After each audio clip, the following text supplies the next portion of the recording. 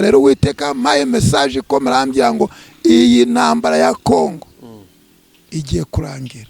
Kimwe kubona abanyarwanda benshi bari kuvuga ejo bunasomye kuri YouTube ukabona Afrika y'Epfo iri kuvuga ibintu, abarundi bari kuvuga, ibihugu byinshi byo mu Burayi no muri Amerika bikavuga, ariko biriya n'umunwa gusa uri mu mwuka arabireba iyi ntambara igiye kurangira. Rero waruvuze uti mukatu yavuye Ikinyarwanda, ayo n'amateka ya kera. None muzi yuko hari inama yabereye i Berlin mu Budage yo kugabanya Afrika mu bice. Noneho rero u Rwanda bamaze kurugira nk'uko turubona, hari abanyarwanda basigaye Kongo, abandi basigara Uganda kubera imipaka, abandi basigara Tanzania, nta ruhare babigizemo. Ni muri urwo rwego rero abo banyarwanda birumvikana kuza gutoteza umuntu ngo nuko avuye Ikinyarwanda, ngo gutoteza umuntu ngo nuko ngo yagireho umupaka. Ahubwo nje ndi kwibaza, bazafate ubutaka bwabo, bafate naho batuye, babimure babazane. Naho kuzana umuntu gusa usize imitungo ye ntabwo mbyemera.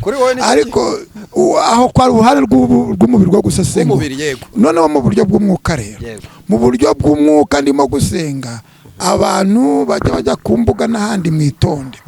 Hari ubwoko bw'abanyamurenge abantu benshi batazi.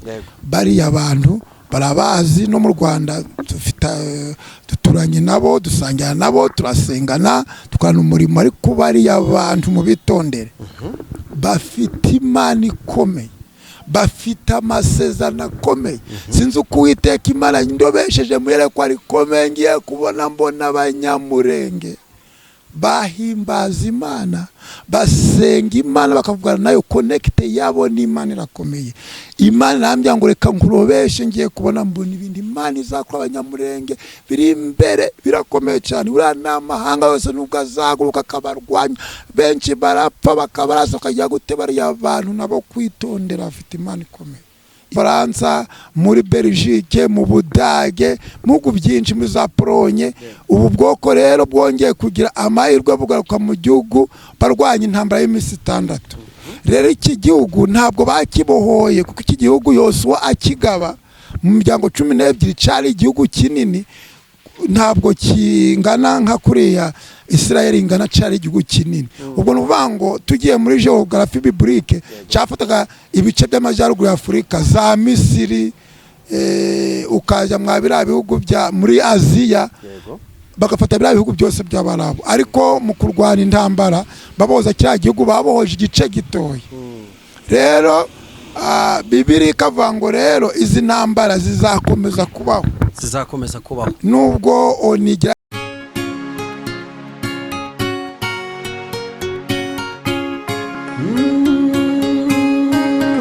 Emana we, Yesu we, ingoma yawe ni amamare. Ongere tubasuhuze kandi tubifurize amahoro y'Imana, umugisha Imana itanga ubane namwe mwese aho muherereye, abari mu Rwanda, abari hanze y'igihugu cy'u Rwanda, mwese ni mugubwe neza kandi mugubwe neza cyane. Kuri uyu munsi kandi twongeye kubana n'umukozi w'Imana, umupastori n'umuhanuzi w'Imana. Nkuko nabibabwiye rero, n'ubu ngubu ndimo ndakorera i Musanze, mu karere ka Musanze, ngira ngo twumve ukuntu ibintu bimeze waba w'impano. Pastor, uraho neza? Muraho neza, murakomeye. Turashima Imana. Mumeze mute? Natwe turashima Imana, kandi nukuri amahirwe dufite yuko Imana iturinze. Yego. Twese tukaba tugiye ku muka bazima, twakunya kuvuga ngo izina ry'Imana ntabwo icubahiro. Yego. Njya nkunda kubwira abantu ngo dufite Imana idafite abantu ikoreramo ntacyo biba bimaze. Turashima Imana ko dufite n'ubuyobozi bwiza. Yego, Imana ikorera mu bantu. None iyo bigeze ko ubuyobozi bwiza nabwo bwashizweho n'Imana, amata by'amavuta, amata itabyara amavuta ako kanya rwose naye ndabizi. Nuko reka ngusabe kugira ngo usuhuze abakunzi b'Imana Irahari TV, abakunzi b'amakuru y'ijuru TV, abakunzi ba Projectex TV. Murakoze kuduha uyu mwanya. Nitwa Pastor Iyo Nasenze Robert, abandi umukozi w'Imana nko mubivuze yego nkaba nshima Imana ngira ngo iyi YouTube ntabwo ari ubwa mbere tuyigezeho yego kandi turashima Imana ko namwe yabarinze haleluya ndasuje abari kudukwirana bose bari hanze y'igihugu n'abari mu Rwanda Imana ibaha umugisha Imana nawe guhereze umugisha reka ngusabe kugira ngo usenge Imana mbere ko dutangira ikiganiro murakoze cyane reka dusenge Imana Mana turagushimye turaguhimbaje Mana turagushimira ineza yawe urukundo rwawe n'uburinzi bwawe bwabanye natwe kuva mu minsi yose yatambutse kugeza ubu ubihererwa icubahiro nyemerera uyu mwanya tuguhe kuko ijambo ryawe ryambwiye ngo mbere na mbere Imana kandi ari we uza kuganira natwe reka iki kiganiro ari ukiyobora kandi asaba umwuka wera w'Imana kugira ngo yuruke kubana natwe mwana w'intama w'Imana ukomeze kutuyobora ndasengera abadukurikiye bose kugira ngo umwuka w'Imana akomeze kugendagenda no gutegeka bisabye nize mu izina rya Yesu amen. Iyo uvuze ngo umwuka w'Imana akomeze kugendagenda ndetse no gutegeka bintera kwibaza ngo nukubera iki isi iri mu mwuka w'Imana irimo abakozi b'Imana isi Yesu Kristo yabayemo isi y'abantu bamenye Imana bintera kwibaza impamvu duhora mu ntambara tugahora mu bibazo twebwe turashima hano mu Rwanda nta ntambara ihari ariko nibaza n'impamvu ki isi itemera kwakira amaraso Yesu Kristo kugira ngo ihabwe gucungurwa cyangwa se gukira ubona ari impamvu kibitera Nakoze cyane mbajije ikibazo gikomeye cyane ariko n'igisubizo naco kirakomeye uriya intambara tubona n'umugabane wacu w'isi yego mu mubumbe w'isi uziko isi ifite imigabane igera muri 6 yego ntabwo yatangiriye mu isi ahubwo intambara yatangiriye mu ijuru marayika Mikayeli arayirwana yabaye hagati y'abande mbwira iyi ntambara yabaye hagati y'Imana na Satani kandi abize muri theology isomo ryitwa eschatology yego Imana n'ubundi intambara izi ntambara ziba mu isi zose zizahagarikwa n'intambara ikomeye ya Hermagedoni ndumva mu magambo make ngo intambara zizahagarikwa n'indi ntambara icane rwose kubera iki amasengesho atahagarika intambara amasengesho nayo ahagarika intambara ariko dufite ubuhanuzi Bibiliya itavangiye mu gitabo cyo mu byahishuwe mu gitabo cy'ubuhanuzi bwa Daniyeli hava ko hazaba intambara ya Hermagedoni kandi iyo ntambara nimara kuba izarangiza intambara zose zabayeho mu mateka y'ibinyejana ibihumbi n'ibihumbi byatangije isi kubera iki akenshi intambara tubona hano mu isi zigenda zigaragaramo amadini n'icyo apfana no guteza intambara nuko n'ubundi yatangiriye mu ijuru se nisubize birasa cyangwa se bigiye gusa kuko iyo urebye intambara yabaye hagati y'Imana na Satani kandi amadini menshi ya gikirisitu abari ku ruhande rw'Imana cyangwa se aramye Imana ashingiye ku Mana kuko Imana nubwo tuyemera arava Allah aravuga Imana aravuga abandi bizera Imana aravuga Mungu avuga wenda Mungu izo n'izindi ndimi ntago nshaka kuzinjira oya no mu Rwanda ariko hari abantu bajya bavuga ngo basenga Mungu barahari rwose barahari nimba riri dini sinibuka ngo barasenga Mungu ngo nibasenga Imana kandi Mungu ni igiswahili yego ni cya kidogo ariko ni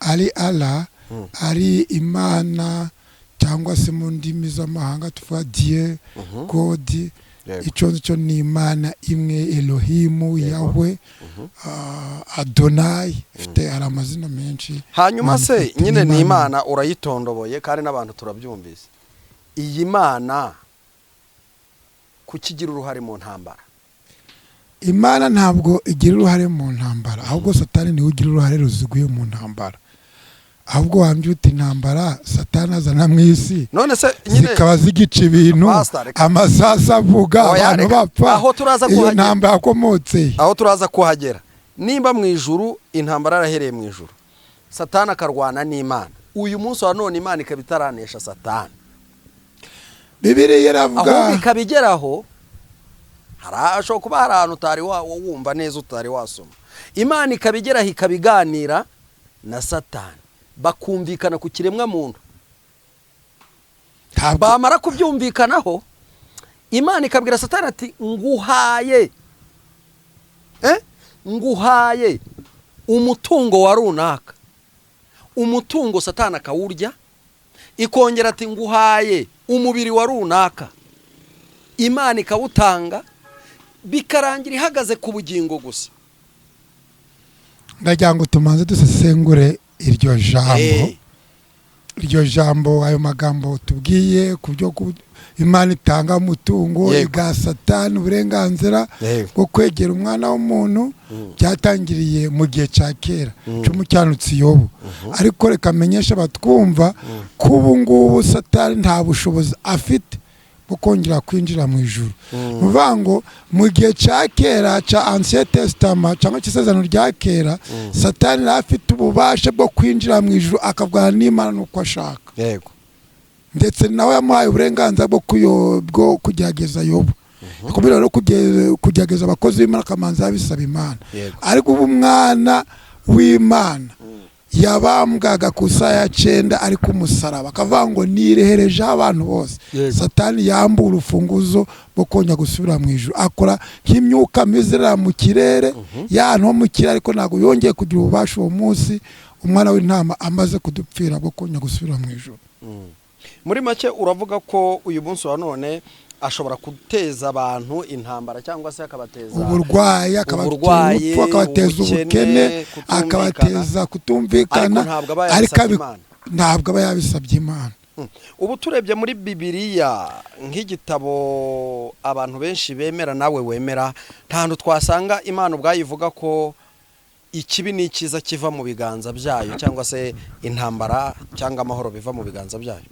Bibiliya uzi ukuntu ivuga, Imana yahaye uburenganzira bw'amahitamo y'abantu. Ibi byose tubona, intambara za Palestina na Isirayeli, intambara zo muri Kongo, intambara zo muri Gaza, mu bihugu by'Abarabu, izi ntambara zose ubona ni amahitamo y'umwana w'umuntu. Kuko Bibiliya yavuze ngo Guteka kwa 2:13-19 ngo nguhaye guhitamo we n'urubyaro rwawe. Amahitamo y'abana b'abantu rero ni ya kireya intambara, ariko suko Imana iba yashizemo ubwo bushake. Jambo ry'Imana ravuga muri Yohana 10:10b, ravuga ngo umujura ntagomwa n'ikindi uretse kwica no kurimbura, ariko njewe nazanwe n'ubugingo kugira ngo mpa abantu ubugingo kandi bwinshi. Umujura rero ni Satani. Ntabwo rero umujura ijyakwibye biba bivuze ko ibyo yakwibye ari ibye. Imana rero mu bumana bwayo ntabwo yishimira ko umwana w'umuntu agirwaho n'intambara zima amasasu n'upfu, nta nyungu bifitemo. Ariko kubera ko isi yamanukiwe na Satani, Imana ijya yemera cyangwa se ikemera amahitamo y'abantu, za ntambara zikaboneramo. Yego, Palestina na Israeli yego birarwanya, kandi muri icyo gihugu harimo inzirakarengane cyangwa se abana b'impinja, abanyamasengesho, abaki bose bagendeye muri iyo ntambara. Ese mu by'ukuri kugira ngo igihugu gitere ikindi nuko Imana iba yabyemeye cyangwa ni Satani uba wabongoshe? Ibyo cyo gisubizo nagisubiza tumaze twasesengura gatoya aho intambara ituruka. Ubundi kiriya gihugu cya kukubaza byinshi, ariko ndagira ngo mbanze nguhereze umwanya unsesengurire. Turaza no kugera hano iwacu, kuko naho hari ibihugu dufite bigiye bifite intambara, kandi tuzi neza ko mu bantu Imana ikunda burya bo mu biyaga bigari babamo, kuko harimo abantu banihira Imana cyane. Ndagira ngo unyemere mu gusesengura, nsesengura intambara ya Israel na Palestina nayimaraho umwanya munini, byafata amasaha. Ngo haye iminota 10 ariko ndagerageza gukora samari y'intambara abantu benshi bumva ibera mu burasirazuba. Ubundi babwita ngo ni uburasirazuba bwo hagati. Uburasirazuba bwo hagati rero hari amadini atatakomeye abantu ku isi bahuriyemo, kandi yose afite origine cyangwa se aturuka cyangwa aho bemera nk'umurwa mukuru wabo ari hari ku burasirazuba bwo hagati. Hari idini tuvuga ry'Abayahudi muri Israel, umurwa mukuru mu mateka y'Abisirayeli wari Yerusalemu. hariya mu gihugu cya Isirayeli niho idini ry'abayahudi ryiganje. Nanone idini ry'ubukirisitu niho ryakomotse, kuko Yesu bitwizera abakirisitu watubambiwe nawe avuka hariya muri Palestina mu gihugu cya Isirayeli aho yarerewe, aho yakuriye. Ndetse Bibiliya, abahanga mu buhanuzi bwa Bibiliya mu byahishe no muri Daniyeli bavuga ko Yesu nanagaruka azakanajya ku musozi wa Isirayeli wa Elayono. Yego. Ndetse ni naho abasilamu cyangwa se abizera Muhammad nabo bahafite mosque, umusigiti, bemera ko naho ariho umukurambere wabo, kuko Ishimayeli uwo bakomokaho nawe avuka mu kiriya gihugu. Kuvuga ngo rero hari isibaniro ry'amatorero ry'amadini atatu kanakomeye mwiza. Icyo navuga rero, twese tuzi umuryango wa Isirayeli, kiriya gihugu buriya Imana ihamagara sekuruza w'Abisirayeli Aburahamu, yamaye kiriya gihugu n'urubyaro rwe, bikomereza ku bana be. Muzi yuko Aburahamu yabyaye Isaka, Isaka akabyara Yakobo, Yakobo nawe akabyara abana 12 aribo bakomotsweho n'Abisirayeli. Ariko Aburahamu mwibuka yuko hari umuje witwa Hagayi wabyaye umwana witwa Ishimayeli, ariwe ukomokwaho n'abasilamu cyangwa se n'abasenga Allah. Nawe urukumva ko nabo ni bene Aburahamu. Kandi Bibiliya mutangiye nayo ivuga ngo Imana iri kuvuga kuri Ishimayeli, yamuvuze amagambo akomeye avuga ngo nawe azahinduka urubyaro rukomeye. Yego.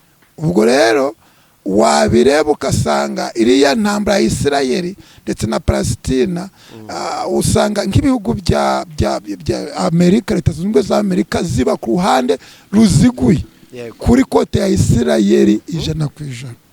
Ndetse ugasanga n'abanyaburayi benshi barabemera. Kurira ko amateka tubwira, murabona habayeho jenoside y'Abayahudi. Kurangira jenoside y'Abayahudi ibe, hari abanyesirayeli bavuye mu gihugu cyabo, amahanga araza akibamo. Birumvikana batataniye mu bihugu by'i Burayi, bajya mu Bufaransa, muri Belgique, mu Budage, mu bihugu byinshi, muri za Polonye. Ubu bwoko rero bwongeye kugira amahirwe bugaruka mu gihugu barwanya intambara y'iminsi 6. Rero iki gihugu ntabwo bakibohoye, kuko iki gihugu Yosuwa akigaba mu miryango 12 cyari igihugu kinini, ntabwo kingana nka kuriya Isirayeli ingana, cyari igihugu kinini. Ubwo nuvuga ngo tugiye muri geography biblique, cyafataga ibice by'amajyaruguru ya Afurika, za Misiri, ukajya mwabira bihugu bya muri Aziya, bagafata bya bihugu byose by'Abarabu. Ariko mu kurwana intambara baboza kiriya gihugu babohoje igice gitoya. Rero Bibiliya ikavuga ngo rero izi ntambara zizakomeza kubaho, nubwo onigerageza gushaka amahoro, Amerika n'ibindi bihugu bigashaka amahoro, bya bihugu by'Abarabu birimo za Misiri, za Jordani, byose za Libani bigashagerageza kuba ku ruhande rw'Abanyepalestina. Ariko ntabwo iriya ntambara igiye kurangira none, ahubwo mbaza ngizarangizwa ni nanjye nicyo nenda kukubaza. Uravuze uti ntabwo ifite gahunda yo kurangira, none hampita ndikangangira ubwoba, ndavuga nti aho no hafi ahangaha iwacu suko byaba bimeze, izarangizwa n'iki, ishobora kurangira ryari? Urakoze cyane. Kugira ngo intambara ya Israel na Palestina irangire rero, ubundi hari amatongo. Yego. Amatongo y'urusengero rwa Yerusalemu, nuko wenda ntajya mu mateka ko urusengero rwasenwe ubugira 3, rwubakwa nanone ubugira 3. Hari urusengero rwa Salomo yubatse, hari urusengero rwubatswe na Ezra na ba Nehemiya baje kongera kurusana kuko hari hasigaye ibikuta byarwo. Hari urusengero rwubatswe n'umwami Herode, urusengero rwubatswe ubugira 3. Ariko Abisirayeli bashatse amabuye n'ibindi bazakoresha kwa rusengero, kandi igikuta c'amaganya ca lamentation isi muri tourism iza gusura cyasigaye ku ruhande rw'Abanyepalestina. Abisirayeli rero bahora barurira bavuga ngo Mana uzadutabara ryari kugira ngo twakire urusengero. Kugira ngo rero urusengero rwubakwe cyangwa intambara ya Isirayeli ishire, Bibiliya itangiye isobanura mu byahisho avuga ngo amahanga yose azagurukira Isirayeli, harimo n'ibihugu by'Abarabu biyigose imbere n'inyuma, bigaguruke kwirwanya no kwikura ku ikarita y'isi. Nibwo Yesu umwami ukomeye uzategekesha inkoni y'icuma azahurura azakanagira ibiganza bye ku musozi wa Elayono Ibirenge. ategekeshe Isirayeli imyaka 1000 yongeye yubake Yerusalemu. Aho ngaho niwe Yesu wenyine niwe uzarangiza iyi ntambara ya Palestina na Isirayeli. Ubu ni ukuvuga ngo intambara ya Palestina na Isirayeli nta gahunda yo kurangira, biri hafi ahangaha. Izarangizwa na Yesu aje gutegeka Isirayeli imyaka 1000. Yego. Kuko niwe mwami w'amahoro. Yego. Niwe mwami w'amahoro. Yego. Uzi amateka kweri. Uzi ko hari ibintu byinshi bijya biba, twebwe tukibwira ko ari ibintu bizahita birangira, naho uko ntitumenye ko ari ibintu bizatwara igihe kitari gitoya. Yego, birumvikana.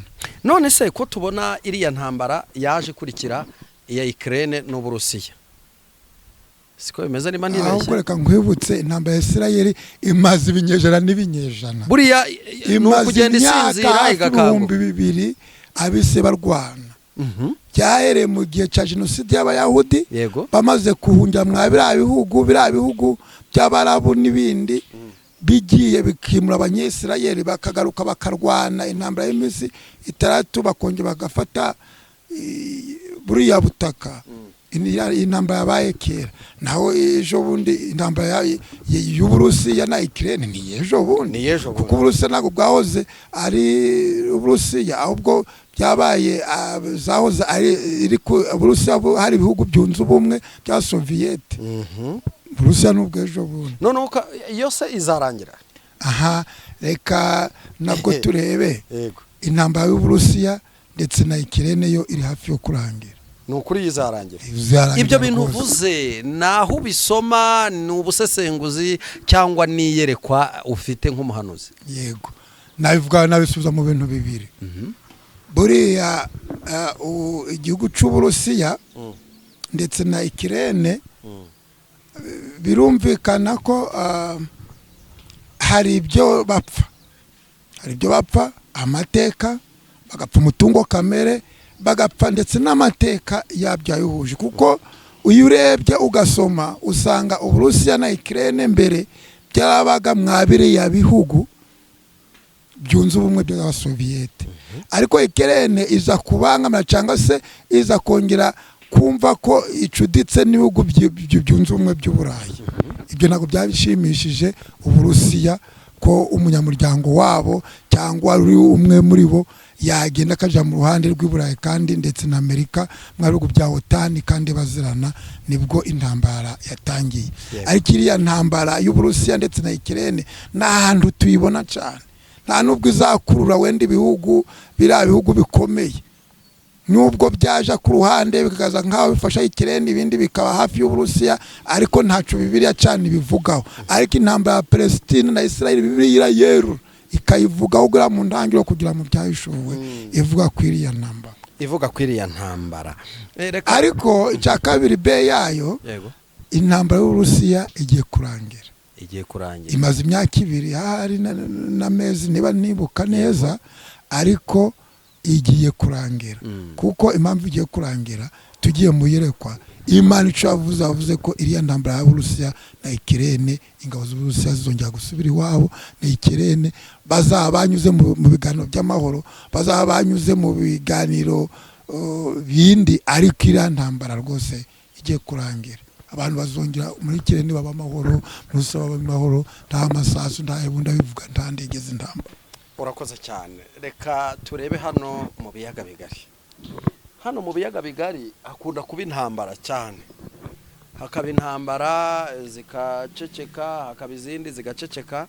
Akenshi ugasanga twebwe Abanyarwanda turabihuriramo n'ibibazo. Impamvu mvuga gutya, bagenzi bacu hano hirya hari ibisaso byagiye biva muri Kongo bikaza bikabagwaho, kandi mu by'ukuri batari mu ntambara n'igihugu kitari mu ntambara, abantu bakarasa ahangaha. Uyu munsi wa none kuba intambara zaza zikaza hano mu biyaga bigari, hakagira n'ibisasu bitwara abantu b'inzirakarengane, ese kuki Imana itakwita ku gusenga ngo iyihagarike, cyangwa nayo iri muzo Yesu azahagarika? Murakoze cyane. Commentaire nashira kuri intambara y'ibiyaga bigari. Yego. Icyambere ni yerekwa. Ejo bundi igihe amasasu menshi yava mu mujyi wa Goma, M23 ifashe umujyi wa Goma. Nagize ibihe byinshi byo kwegera Imana. Nsabe n'abantu benshi bajya kureba amakuru kuri channel, n'abandi benshi uwitwa Karumurokore usenga, umupasiteri, umudiakoni, umunyamasengi n'undi wese unyumva. Intwaro ya mbere dutunze iruta amabombe yose, iruta indege z'intamba, iruta ibintu byose zakatehusha, ni intwaro imwe, intwaro yo gusenga. Amasengesho arimbura byose, amasengesho agarika byose, amasengesho ategeka. Ndimo gusenga rero Uwiteka maye message ko marambya ngo iyi ntambara ya Kongo igiye kurangira. Kimwe kubona abanyarwanda benshi ndibare kuvuga ejo bunasomye kuri YouTube ukabona Afrika y'Epfo iri kuvuga ibintu, abarundi bari kuvuga, ibihugu byinshi byo mu Burayi no muri Amerika bikavuga, ariko biriya ni umunwa gusa. Uri mu mwuka arabireba iyi ntambara igiye kurangira. Rero waruvuze uti mu kanya amateka y'u Rwanda mu myaka yashize, hariya mu Kinigi hano haraguru hari Kongo yarashe mu Rwanda. Urabyibuka ko ibisasu hari abantu byakomerekeje, hari Rubavu M23 irimo kurwana n'ingabo za Kongo mbere yo gufata Goma. Hari ibisasu bateye mu mujyi wa Gisenyi byica abantu. Birumvikana umunyarwanda acumugani ngo umuturanyi ntagahisha inzu ngo bikunezeze. Suko abanyarwanda tunezerewe wenda ko Kongo igira ibibazo, ariko ndagira ngo dusubire mu mateka y'u Rwanda. Mateka y'u Rwanda nk'abakirisitu avuga iki? Iyo urebye u Rwanda rugari rwa Gasabo, uko Rwanda ubundi u Rwanda rusobanura kwanda, biva ku nyanja, kwanda bisobanura kwaguka. Mu gihe cy'abami b'u Rwanda bakera, u Rwanda ntago rwanganaga nuko rumeze. U Rwanda rwajyaga muri Uganda hafi Zambarara, abantu batuye bavuga ikinyankore, ikinyarwanda. Rwageraga hafi Karagwe muri Tanzania, abanyarwanda aho ngaho batuye bavuga ikinyarwanda. Rwageraga hafi Masizi muri za Kongo, abanyarwanda batuye bavuga ikinyarwanda. Ayo ni amateka ya kera.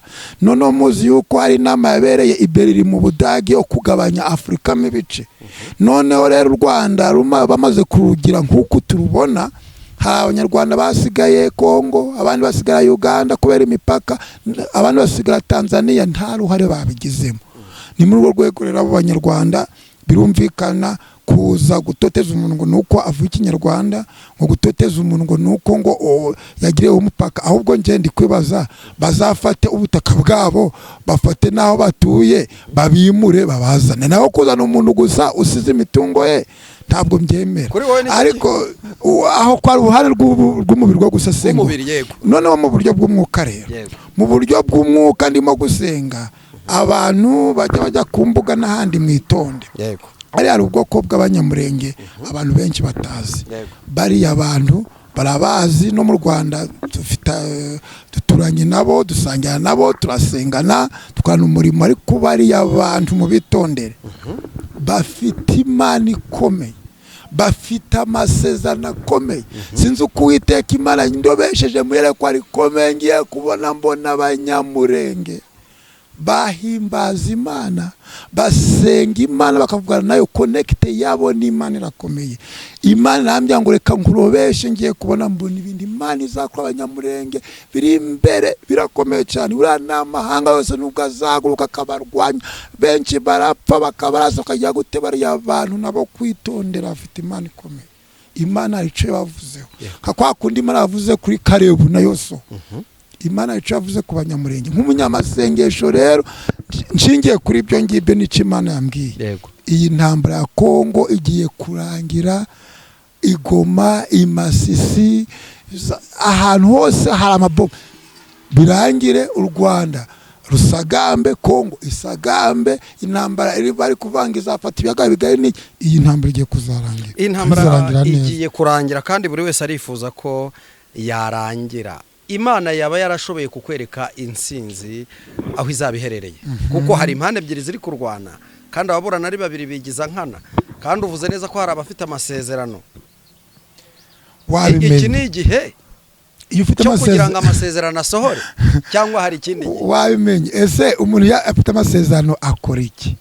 barasenga nyine bagategereza. Hano mu kintu duhinga ibirayi ariko hari n'abahinga ibigori n'amasaka. Ese amasaka yawe urayareka cyangwa ibirayi byawe iyo umaze kubitera ubirekera mu murima ukora iki? Urabagara. Amasezerano arabagarirwa. Kubagarirwa ni iki? Ni ugukomeza gusenga Imana. Rero uko iyi ntambara izarangira bizarangira n'ubundi y'amasezerano Imana y'Abanyamurenge asohoye. Watanze urugero kuri Karebu na Yosuwa, nabahe bagabo muze kunyibutsa bubakaga umwe afite umwiko, umwe yubakaga afite yenda umwiko cyangwa se itafari kundi kuboko gufite. Uwo ni Nehemiya. Nehemiya Imana yarari mu gihugu cy'abanyamahanga, yarabaye umunyagano ariko asubira mu gihugu cy'isezerano cya Isirayeli. Ageze Imana ariko yamaye misiyo kuko amarembo i Yerusalemu yari yarasenyutse barayatwitse ari amatongo. Araza atangira kubaka ariko agira abantu bamubereye inzitizi nk'abantu bari kubera Abanyamurenge inzitizi. Abo bagabo ni Tobiya na Senibareti na Geshemu baramurwanya. Noneho batangiye kumurwanya hindura strategy, abwira abo bari bavanyeyo n'Abisirayeli yasanze aravuga ati rero dore tukubona abanzi bacu ari kugira imbaraga, reka duhindure strategy n'imirwanire. Reka uko kwiburyo gufata intwaro, kumwe kubake ukundi gufite intwaro. Igihe abanzi bacu badusanga muri chance y'ubwubatsi tubarwane nabo. Barubaka kandi bubaka neza bitewe kurwana, kandi ngira ngo amarembo nice cyabazanye barujuje barakinga. Nubwo abanzi babo babareze ku mwami babararwanya bababya n'amagambo akomeye ngiyo ngunzu ngizagenda ngo irimbure ngibimwubatse, ariko byarangiye gute? Byarangiye Nehemiya nabo bari kumwe bubatse ikiruzura kandi abanzi babo baratsinzwe. Rero niyi ntambara izarangira ku Banyamurenge. Imana yavuze yuko byanze kunze bazabwa igihugu.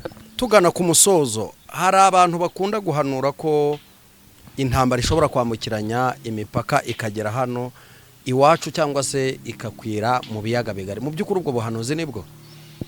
We na mbere yo kujya mu gusubiza icyo kibazo, yego, nanjye nakubaza, ese kuri ubu hari umuntu ukumbuye intambara umunyarwanda? Ntawe uretse ko umuntu wabaye mu gihe c'94 RPF irwana ingabo za guhera muri 19 jenoside yakorewe Abatutsi, abantu babatemagura barenze miliyoni. Ese ibyo ni ibyishimo abantu bakwishimira? Igihe c'98 kugeza hafi 2001 igihe cy'abacengezi bafashe igice cya Byumba barinja mu gice cya Ruhengeri, binjira mu gice cya Gisenyi, bafata mu gice cya Kibuye. Iyo ntambara yarimbuye abantu. Ese umuntu wese umunyarwanda uze mu mateka kugira ngo yakwishimira intambara? Nta muntu wishimira intambara. Rero umuntu uhanura intambara cyangwa se uhanura intambara mu Rwanda afite uko yabyonda n'Imana ye no kumuganiriza. Ariko ngewe mpagaze ku maguru yombi, Uwiteka Imana turi gusenga. Imana yavuze ngo ihagaze ku nkike z'u Rwanda.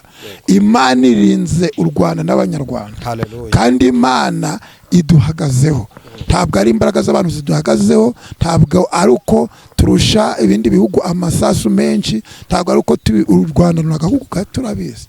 Ariko turifuza yuko noneho twaguhereza umwanya, nimba hari message ushaka gutambutsa ukayitambutsa, ubundi ugatambutsa nimero ya telefone tukagana ku musozo. Murakoze cyane. Message yerekwa mfite n'ebyiri zikomeye. Icambere, buri umuryango nyarwanda, cyo bita umuryango nyarwanda. Iyo mvuze umuryango nyarwanda ni umugabo n'umugore n'abana. Yego, genda umupasiteri, nkunda no gusezanya imiryango, umuntu akavugana nawe akayihugura. Ariko njya nkomerezwa no kuba wasezeranyije umusore n'umukobwa bakundanye mu gihe gito y'abatari babyana, babyaye umwana umwe hakora divorce.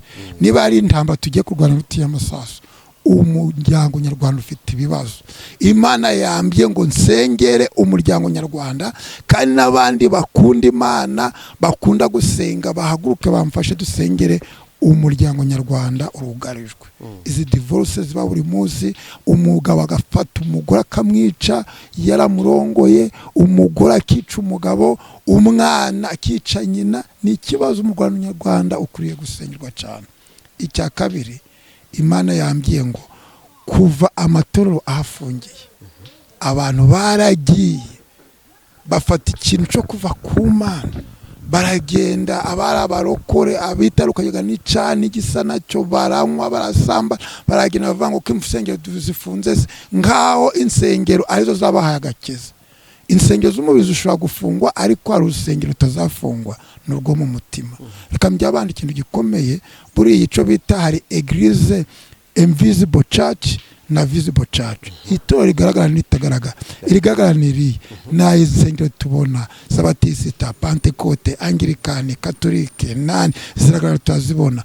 Ariko itorero ritagaragara Yesu avuze ngo nje nyiraryo. Iryo ngiryo riba mu mutima w'umuntu kandi rirarindwa. None kuki abantu baje mu byabo bakora iby'Imana yanga ngo nuko insengero zafunze. Rero nkabyira muri mumwe wese urahanga witeka imambaye message ngo weho wari waraguye ugenda ugakora iby'Imana yanga garukiraho kuko witeka Imana aragushaka. Murakoze cyane. Ndagushimiye cyane ariko mbere yuko nkurekura tamutsa nimero ya telefone. Nimero yanjye ya telefone ni 0783 40 abakunda kumpamagara mba mfite akazi kenshi mba ndi bize nkaba nabasaba ko nkunda guhamagarwa ku mwanya gusenga kugisha inama n'ibindi bampamagara ku munsi wa kane na yindi minsi yose ntabwo nkunze kuboneka kereka ari igihe cy'umugo cyane ijoro. Yego reka tugushimire cyane ariko tugusaba ko turi busoze n'isengesho. Murakoze cyane reka dusenge. Imana nyiringabo Imana ivuga bikaba yategeka bigakomera. Uwiteka Imana turagushimye turaguhimbaje turagushimira ineza yawe mwami izina ry'uragwe icubahiro. Umuririmbyi umwe yuzuye umwuka avuga ngo narose insinzi yabera. Sinzi yabera izaba kwako twanesheje isi. Kwaka abantu babanye nawe bagakora ibishimwa nawe bakagira urukundo bakagira guca bugufi bakagira kubana n'abantu bose amahoro. Iyo nsinzi yabera izaboneka. Dufite ibyiringiro y'ukuri Imana itanga amahoro yavuze. Zintambaza ibyaga bigari wambyiye kuzazagarika. Wambyiye ko utanza amahoro kuri iki gihugu ndetse n'ibihugu bituranye. Mana ni wewe utanga amahoro kandi amahoro yawe tuyatemberamo tukayabaho. Ndasengera umuntu mwumwe wese urimo kunyumva afite ibibazo by'ubukene afite ibibazo by'uburwayi barwaye kanseri abarwaye mu izina rya Yesu imivuduko barwaye indwara zitandukanye uri igisubizo c'abari nabihe byabuze ibyiringiro mu izina rya Yesu ndirukana dayimoni utera uburwayi dayimoni utera guhangayika dayimoni utera ubwoba abahangayitse babuze urubyaro bacitse intege ndabatura kubyara babuze urubyaro bacitse intege ndabatura imbaraga barwaye ndabatura gukira mu izina rya Yesu ragura tukayiboni mango dotaini dosaido mango inukora igitangaza izina rya Yesu yindura amateka abandi baburire wamaze kukwizera ahabonere rego ukora ibintu bitangaza kandi ubwami bwawe bumanuke mu mitima yacu kugira ngo butegeke tubere igisubizo mu izina rya Yesu amen. Urakoze cyane we warudukurikiye nimba utarakora subscribe kora subscribe share ndetse na comment. Pastor turagushimiye. Murakoze cyane Imana ibahe umugisha. Amen.